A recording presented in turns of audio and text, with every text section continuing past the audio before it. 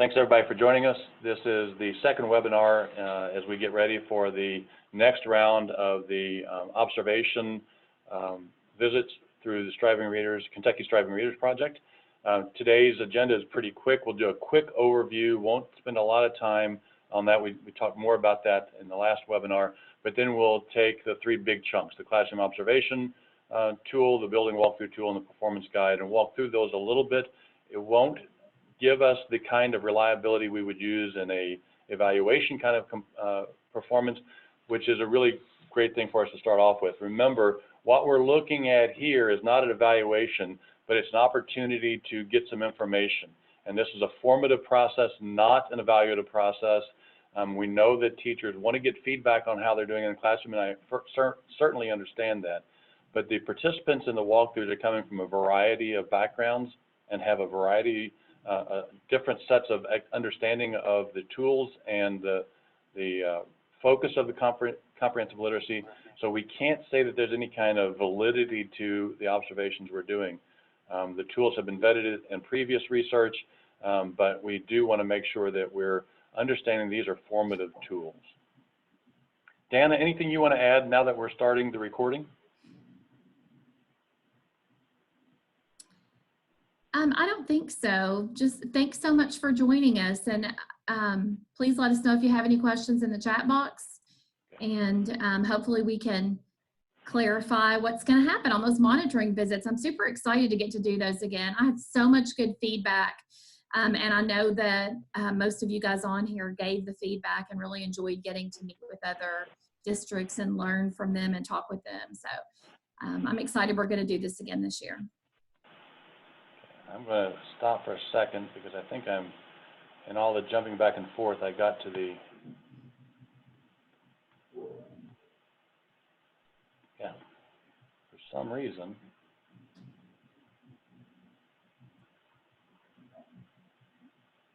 Are you recording right now, Roland? I am recording right now. Okay. I'll go back through it here. Whoops. Okay. I'm not sure that you all can see my screen yet. We cannot. Okay. All right. Now we got it. Okay. Somehow I jumped to the very end. I don't know what button I hit. So the schedule on the day that we will meet at your district will look something like this. All of them will be slightly different as we talked in the last time, but just to give you a sense of what it's going to look like. We'll meet at a central location, and each one of those will be dependent upon what's best for the district. Around 8:30, we'll do a brief overview, and as we did last year, those overviews got a little bit faster, so we'll try to start scheduling observations a little sooner. So we'll probably leave around 9 to go to the first sites. We'll do our first observation together. That's that calibration observation where the teams go and then they talk about what they saw afterwards. And then depending on the number of teachers at the site and the number of teachers in the project, we may break up into smaller teams or we may stay together and do some more observations. Obviously, we can always talk about those observations. Again, they are formative, so we're trying to learn from them. We're trying to increase our understanding while we're going through this process. Around 11:15, we'll do the building walkthrough as a team, and that is looking for patterns that we're seeing in the buildings.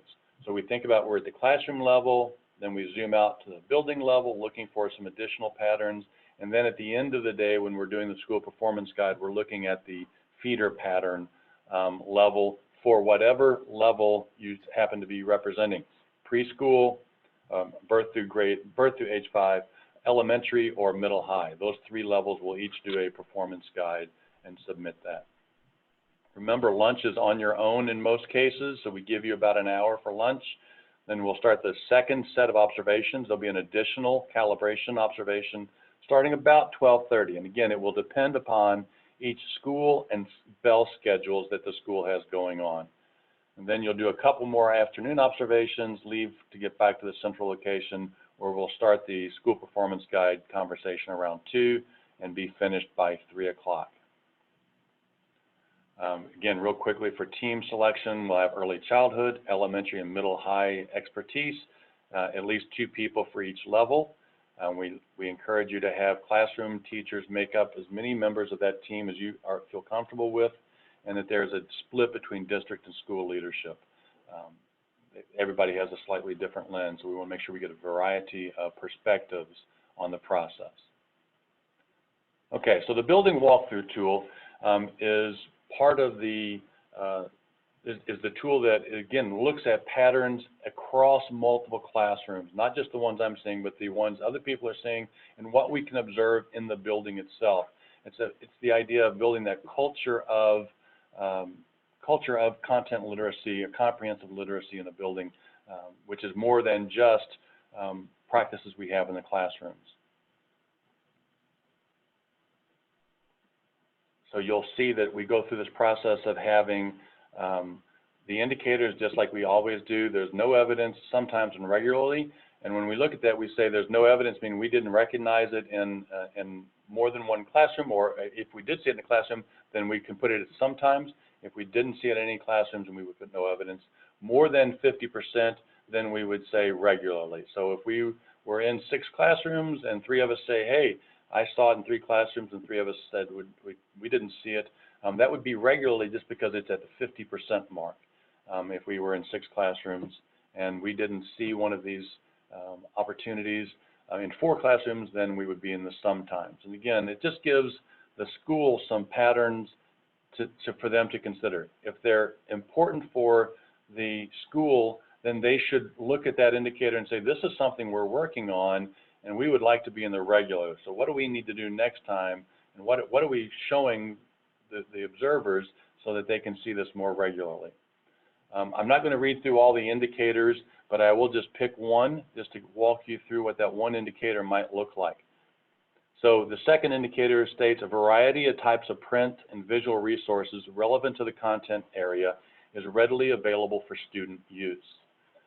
So as we're looking at this, we want to think about what are the kinds of print and visual resources a teacher or a student might need to have access to in the classroom.